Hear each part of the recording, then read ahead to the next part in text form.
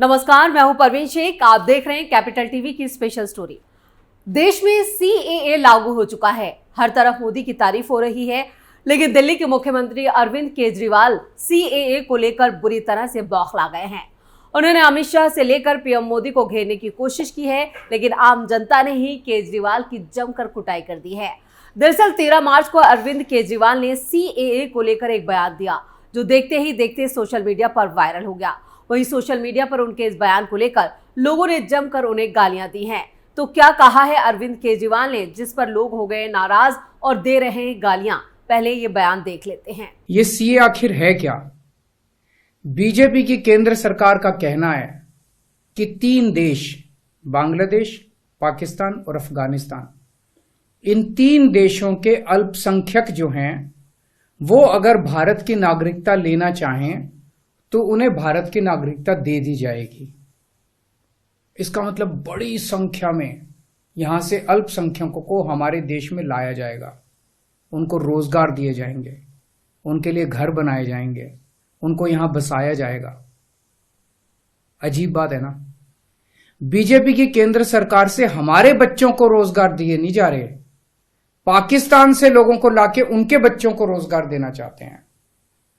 हमारे लोगों के पास तो घर नहीं है, भारत के तो ढेरों लोग बेघर हैं, लेकिन बीजेपी वाले पाकिस्तान से लोगों को लाके उन्हें भारत में बसाना चाहते हैं, उनको घर देना चाहते हैं।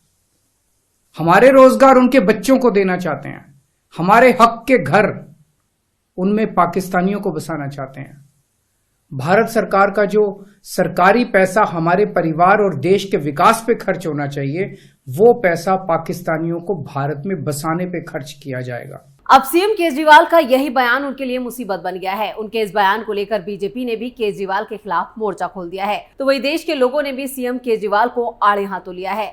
सीएए पर अरविंद केजरीवाल के बयान पर बीजेपी नेता रविशंकर प्रसाद ने भी कहा है, ये किसी भी भारतीय को उनकी नागरिकता से वंचित नहीं करता है। सीएए केवल उन लोगों को नागरिकता देता है जिन्हें उनकी आस्था के आधार पर सताया गया है। मैं सीएए के नाम पर सांप्रदायिक तनाव फैलाने की कोशिश करने वालों से कहना चाहता हूं कि वो रुकें, झूठ बोलना बंद करें। मैं दक्षिण भारत, विशेषकर केरल और तमिलनाडु की पार्टियों से नफरत फैलाना बंद करने का आग्रह करता हूं। बीजेपी के साथ साथ अरविंद केजरीवाल अब आम लोगों के निशाने पर भी आ गए हैं। उन्हें लोगों ने जमकर लताड़ लगाई है। वहीं सीएए को ऐतिहासिक फैसला करार दिया है। वैसे अरविंद केजरीवाल अकेले नहीं हैं जो सीएए पर सवाल उठा रहे हैं। दक्षिण भारत में भी इसका जमकर विरोध हो रहा है। दक्षिण में तो लोगों ने इस कानून को मानने से इनकार कर दिया है। वहीं बंगाल की सीएम ममता बनर्जी भी सीएए के खिलाफ पहले ही मोर्चा खोल चुकी हैं। लेकिन अरविंद केजरीवाल का जिस तरह से विरोध सोशल मीडिया पर हो रहा है, उससे हर कोई हैरान है और वो ट्रोल हो रहे हैं। उनके बयान पर लोगों का गुस्सा फूट पड़ा है। सोशल मीडिया यूजर नवनीत ने एक्स पर लिखा है, आ गया फिर से ये फ्रॉड, पूरी दिल्ली में झुग्गी झोपड़ी में कब्जा किए, बांग्लादेशी घुसपैठियों और रोहिंग्यों पर कुछ नहीं बोलेगा, जिसको इसका विधायक अमानतुल्लाह खान संरक्षण देता है। एक बार बोलें कि दिल्ली से इन सबको बाहर किया जाएगा, इसकी शक्ल देखते ही लगता है कोई धूर्त आ गया। और उसके बाद सुधीर मिश्रा नाम के सोशल मीडिया यूजर ने लिखा है, साफ साफ बोल दे, अगर हिंदू और सिखों को नागरिकता मिल जाएगी तो बोने का राजनीतिक नुकसान हो जाएगा। सच बता, कुमार विश्वास की जगह गुप्ता जी को टिकट कितने का बेचा था? सीएम केजरीवाल को लेकर सोशल मीडिया यूजर्स का गुस्सा यही नहीं रुका, बल्कि उनको लेकर एक और ट्रोलर ने लिखा, नीच आदमी, अनपढ़ जाहिल, अपने निकम्मेपन से 82 करोड़ों को गरीबों में धकेल कर 5 किलो अनाज पर जिंदा रहने को मजबूर कर दिया और ऊपर उन 3 देशों से गरीबों को लाकर उसे देश को और तबाह करने दिया जाए। इधर संजीव नाम के सोशल मीडिया यूजर ने लिखा है, दिल्ली के मालिक केजरीवाल जी, आप सच में पढ़े लिखे हैं या अनपढ़ हो? सीएए कानून से सिर्फ उन शरणार्थियों को नागरिकता मिलने में आसानी होगी जो दिसंबर 2014 से पहले भारत में आ चुके हैं। बाकी आप तो सिर्फ रोहिंग्या मुसलमानों को दिल्ली में बसाना अच्छा लगता है। तन मन और धन तो आपने वक्फ बोर्ड को दे दिया है। एक और सोशल मीडिया यूजर ने एक्स पर अरविंद केजरीवाल को निशाने पर लेते हुए लिखा है, ये बोना इंसान पढ़ा लिखा। ऐसा उदाहरण पेश किया है कि कल कोई नया नेता पढ़ा लिखा की दुहाई देकर वोट मांगने आएगा तो लोग जूते लेकर उसके पीछे पड़ जाएंगे। तो दिल्ली के सीएम अरविंद केजरीवाल अब तक दिल्ली के लोगों के साथ ही इंसाफ नहीं कर पाए हैं। उन्होंने दिल्ली के लोगों से जो वादे किए थे वो अब तक पूरे नहीं हुए हैं और सबसे ज्यादा धोखा तो उन्होंने मुसलमानों को दिया है। वो मौका परस्त राजनीति करने में माहिर हैं। अब मुस्लिम समाज को भी समझना होगा कि वो उन पर भरोसा करे या ना करे। लेकिन इस बीच सीएए को लेकर ऑल इंडिया मुस्लिम जमात के प्रमुख मौलाना शहाबुद्दीन रिजवी का भी एक बयान वायरल हो रहा है। इस बयान में मौलाना ने कहा है कि सीएए से मुसलमानों को कोई खतरा नहीं। उन्होंने कहा है, भारत सरकार ने सीएए कानून लागू कर दिया है, उसकी नोटिफिकेशन जारी कर दी है। मैं इस कानून के लागू किए जाने पर इसका इस्तकबाल करता हूं, स्वागत करता हूं और ये लागू बहुत पहले किया जाना चाहिए था। खैर देर आयत दुरुस्त आयत। इस कानून के ताल्लुक से मुसलमानों के दरमियान बड़ी गलतफहमियां हैं, उस गलतफहमियों को दूर किया जाना चाहिए और मैं बताना चाहता हूं कि इस कानून से मुसलमानों का कोई लेना देना नहीं है। अब मौलाना शहाबुद्दीन के इस बयान से साफ है कि मुसलमानों को सीएए से कोई खतरा नहीं है, जबकि मोदी विरोधी सिर्फ उन्हें सीएए को लेकर इस्तेमाल कर रहे हैं और गलत जानकारियां दे रहे हैं। नागरिकता संशोधन कानून के लागू होने से परेशान पश्चिम बंगाल की मुख्यमंत्री ममता बनर्जी ने भी चेतावनी दी है कि अपने राज्य में वो इसे हरगिज लागू नहीं होने देंगी। हालांकि ये कानून संसद से पास हो चुका है, ऐसे में कोई राज्य सरकार इसे मानने से मना नहीं कर सकती है।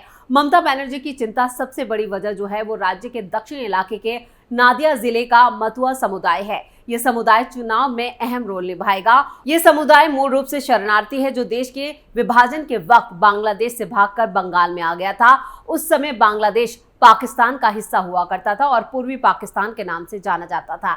बड़ी संख्या में होने के बावजूद इन्हें आज तक भारत की नागरिकता नहीं मिल सकी है। ये लगातार भारत सरकार से नागरिकता की मांग कर रहे थे।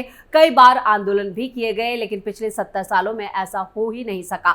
अब मोदी सरकार ने सीएए लागू कर दिया है, इससे अब इनको नागरिकता आसानी से मिल जाएगी। इनकी अधिकतर आबादी बंगाल में है और राज्य के उत्तर 24 परगना, दक्षिण 24 परगना, नादिया, जलपाईगुड़ी, सिलीगुड़ी, कूच बिहार, पूर्वी और पश्चिमी बर्धमान जिले में इनकी आबादी काफी है।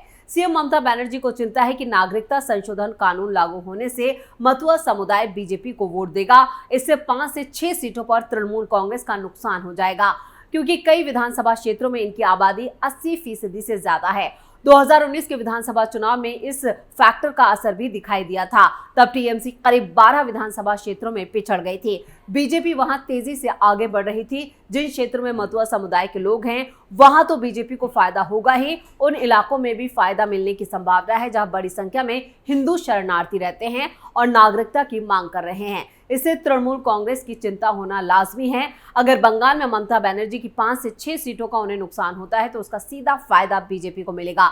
सीएम ममता बनर्जी के सुर में सुर मिला रहे अरविंद केजरीवाल ने भी सीएए को लागू होते ही एक लंबा चौड़ा ट्वीट भी किया है। उन्होंने सोशल मीडिया एक्स पर लिखा था, 10 साल देश पर राज करने के बाद एन चुनाव से पहले मोदी सरकार सीएए लेकर आई है। ऐसे वक्त जब गरीब और मध्यम वर्ग महंगाई से करहा रहा है और बेरोजगार युवा रोजगार के लिए दर दर की ठोकरें खा रहा है, उन असली मुद्दों का समाधान करने की बजाय ये लोग सीएए लाए हैं। कह रहे हैं कि 3 पड़ोसी देशों के अल्पसंख्यकों को भारत में नागरिकता दी जाएगी, यानी ये पड़ोसी देशों के लोगों को भारत में लाकर बसाना चाहते हैं। केजरीवाल ने आगे सवाल पूछते हुए एक्स पर लिखा है, क्यों अपना वोट बैंक बनाने के लिए जब हमारे युवाओं के पास रोजगार नहीं है तो पड़ोसी देशों से आने वाले लोगों को रोजगार कौन देगा? उनके लिए घर कौन बनाएगा? क्या बीजेपी उनको रोजगार देगी? क्या बीजेपी उनके लिए घर बनाएगी? पिछले 10 सालों में 11 लाख से ज्यादा व्यापारी और उद्योगपति इनकी नीतियों और अत्याचारों से तंग आकर देश छोड़कर चले गए। उन्हें वापस लाने की बजाय ये पड़ोसी देश के गरीबों को लाकर भारत में बसाना चाहते हैं। क्यों?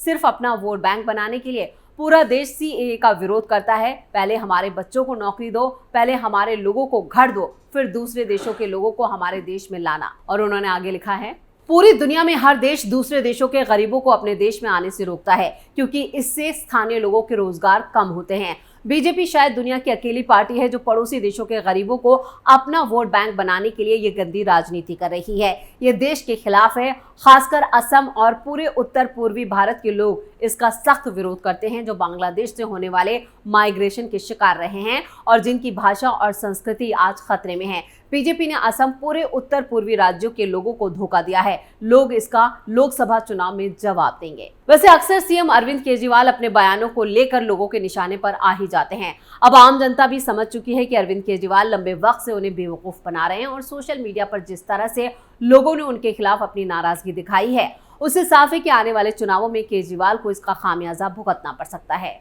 स्पेशल स्टोरी में इतना ही। वीडियो कैसा लगा नीचे कमेंट बॉक्स में अपनी राय जरूर दें। वीडियो को लाइक करें और शेयर करें। कैपिटल टीवी को सब्सक्राइब करें। नमस्कार।